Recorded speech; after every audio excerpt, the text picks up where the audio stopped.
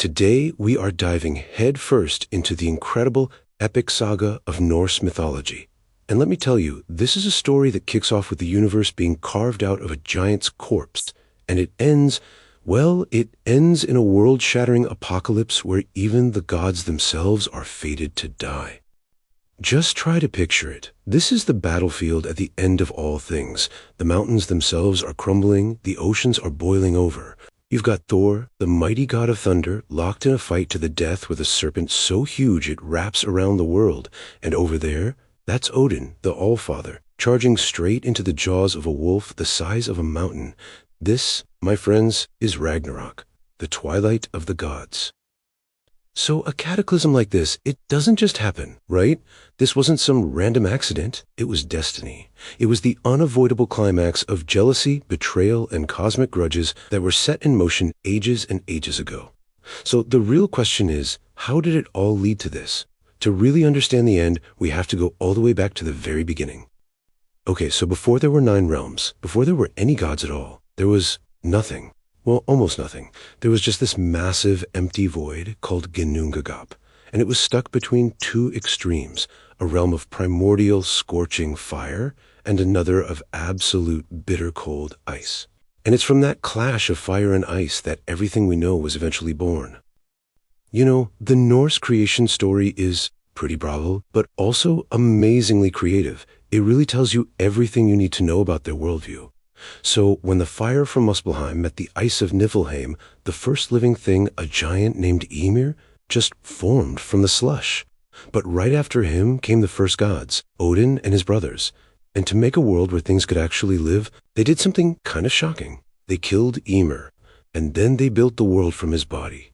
His flesh, that became the earth, what we call Midgard. His blood formed the oceans, and his skull, they raised that up to become the sky. Think about that for a second. In this saga, life isn't gentle. It's forged in violence. Creation comes directly from destruction. So with the world now formed, a whole cast of powerful, complicated, and frankly, messy characters stepped onto the cosmic stage, and it's the clashes between these figures that would shape the destiny of the 9 realms and plant the seeds for its eventual doom. Let's meet the main players, shall we? At the top of the pantheon, you have Odin, the Allfather. But he wasn't just some king sitting on a throne. No, he was this relentless, almost desperate seeker of knowledge. I mean, the guy famously sacrificed his own eye for just one sip from the well of wisdom. He even hung himself from the world tree for 9 straight days, basically torturing himself to learn the secrets of ancient ruins. So, why the obsession? Simple. He was haunted. He knew about the prophecies of Ragnarok, and he was absolutely convinced that if he could just learn enough, maybe, just maybe, he could find a way to cheat fate. Now, if Odin represents strategy and sacrifice, his son Thor is all about direct action and pure, overwhelming strength. He's the god of thunder, and he wielded that famous hammer, Mjolnir, which, always flew back to his hand. He was the fierce protector of both Asgard, the home of the gods, and Midgard, our world. He was humanity's greatest champion against the forces of chaos. And then there's the ultimate wild card, Loki. He's a giant by birth, but he lives in Asgard as Odin's blood brother. He's brilliant, he's charming, and he is absolutely consumed by a corrosive jealousy. He's not purely evil, at least not in the beginning, but his constant scheming, his little tricks and betrayals, they just keep escalating until he becomes the main catalyst for the end of the world. And you should know, these gods were not one big happy family. Nope. They were split into 2 rival clans. You had the Aesir, the warrior gods from Asgard like Odin and Thor, who valued strength in battle, and then you had the Vanir, who were gods of nature and magic. Before our story really gets going, these 2 clans fought a pretty bitter war. And even though they eventually called a truce and sort of merged into one pantheon, there was always this deep tension just simmering below the surface, like a crack just waiting to split open. For a while, this unified pantheon actually enjoyed a kind of golden age. But all that took was one single tragic event to shatter that peace forever. One event that put the universe on a one-way, irreversible path to ruin. And that was the death of Bald, the most beloved god of them all. So Balder, the god of light and beauty, starts having these terrible nightmares foretelling his own death. His mother Frigg totally panics. She travels across all 9 realms and makes every single thing, fire, water, rocks, animals, plants, swear an oath not to harm her son. This made Baldur seem invincible. The gods were so relieved they actually made a game out of it, throwing weapons at him just to watch everything bounce off. But Loki, seething with jealousy, he finds the one tiny loophole. The one thing Frigg had thought was too small, too young, and harmless to even bother asking. The mistletoe. So he carves a dart from it, gives it to Baldur's own blind brother, Hodder, and guides his hand. The dart flies true, and Baldur, the beautiful, the beloved, falls dead. And with him the light of Asgard went out forever. While the gods' grief turned into pure, white-hot rage, when they found out about Loki's betrayal, their punishment was just horrific. They captured him, dragged him deep into a cavern, and chained him to a rock. Then they placed a giant serpent right above him so its burning venom would drip onto his face for all eternity.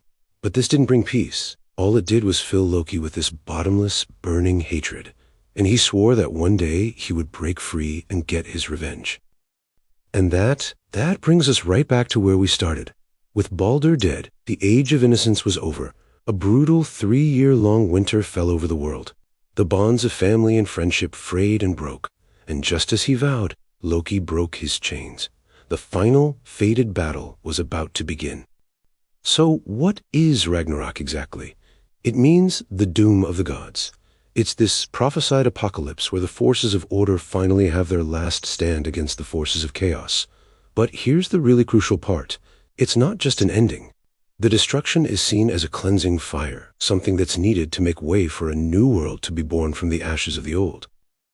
This final battle is really just a series of these faded one-on-one duels. And as you can see, there are no clean victories here. Nobody rides off into the sunset.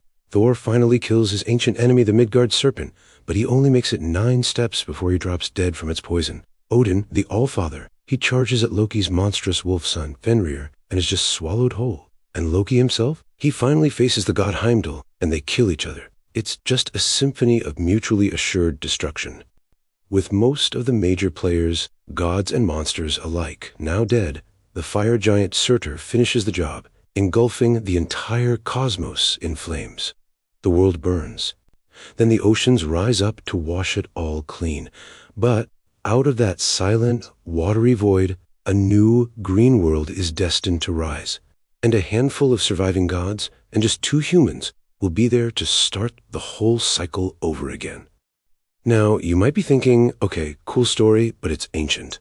This isn't just some forgotten tale, though. The themes, the characters, the sheer epic scale of Norse mythology are so powerful that they're still echoing through our culture today, sometimes in ways you don't even realize.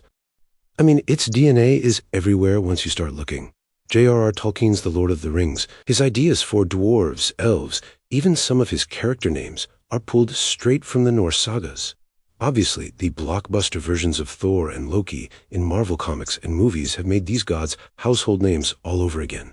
And modern video games like God of War don't just borrow from the myths, they drop you right into the middle of them. It's even baked into our everyday language.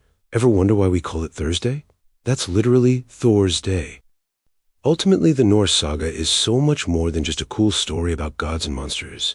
It's a reflection of a worldview that sees the universe as a great cycle and sees fate as something that is pretty much inescapable. But it also tells us that even when you're facing an unavoidable doom, there's still incredible meaning and honor in fighting bravely anyway. Every end is just the setup for a new beginning. And that really leaves us with one last thing to think about. What cycles from these ancient myths of destruction and rebirth, of courage and of fate, do you still see shaping our world today?